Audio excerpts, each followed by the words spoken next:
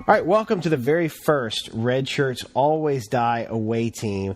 I am Charles Bandit Evans. I am the editor-in-chief of Red Shirts Always Die, and with me today is Russell Adam Webb, who's a staff writer for Red Shirts Always Die. And what we're going to do is we're going to break down one Star Trek topic, one topic, one thing going on in the news, or one thing that we think that is a fun thing to talk about really quick in about 5 minutes. And you're going to find these short, quick podcasts in your Facebook feed every day, or every few days. So our first topic, the first thing we want to break down is we're going to talk about the CBS/Paramount kind of campaign to shut down some of these Star Trek fan films. And this has really split the Star Trek fan base because a lot of people love these films. We're really into these crowdsourcing, campaigns, and they're pretty upset that these films are getting shut down. Russell, what's your opinion on the lawsuit as a whole? Do you against? Well, obviously there's a lawsuit against Annexar, but what's your opinion on CBS and Paramount making this move? Basically, it had to happen. The goal of Star Trek fan films was to get Star Trek series back on television. It was never about making money. It was never about anything else. It was obviously a lot of hardcore Star Trek fans who were involved in it. But now it's back on television.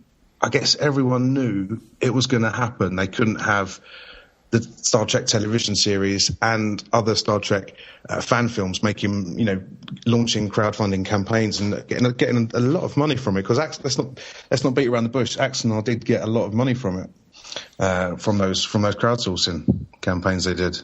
Yeah, and the crowdsourcing seems to be the problem. That's the issue, is the crowdsourcing. Yeah. And I think everything was fine until you had some films, and I'm not trying to knock any particular film or anybody or anything like that, but you had some of these films who were actually paying salaries to themselves and their producers and things like that, and they were not being super transparent about where the money was being spent. And so there's just all kinds of trouble you can get into. And at the end of the day, CBS, Paramount, they own the rights, the intellectual property. They own the series.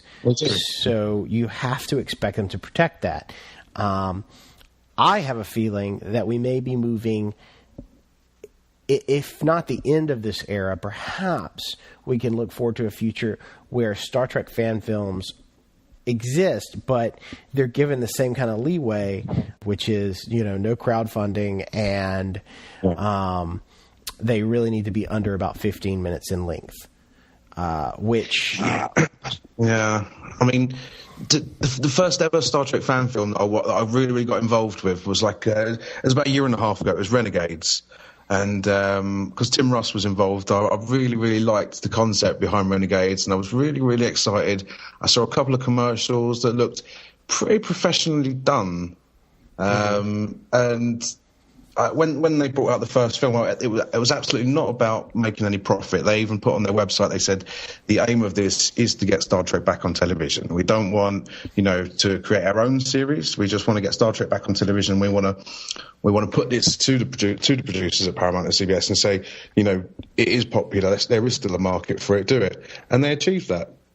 Now, when you've got other Star Trek fan films, as you said, trying to make money, they can't, and paying themselves a salary, as you said, they can't expect the lawyers, the army of lawyers that they've got, not to come down on them, and they will do, just to make an example, I think, of them and stop other budding fan films from doing it. Yeah, and that's the shame, is because you have some fan films that were really following the spirit of the unwritten agreement between the corporate groups and them, and they were really weren't trying to exploit the system. And then, all it takes is one or two people stepping over that line, and here we are. So, but that's The heart of it is that if you're making a brand new TV series on a subject, if you were the producers of Game of Thrones, you would not want to put all that money into Game of Thrones and then have someone else making another version of Game of Thrones and putting it online to compete. Exactly. That's competition. You wouldn't want that. So as much as it sucks, that's where we are on this. Okay, we're going to wrap up this episode, but thanks for listening, guys. Like I said, there'll be more of these. Let us know in the comments what you think about this whole issue. We'll also put some links to some of the articles we've written on this.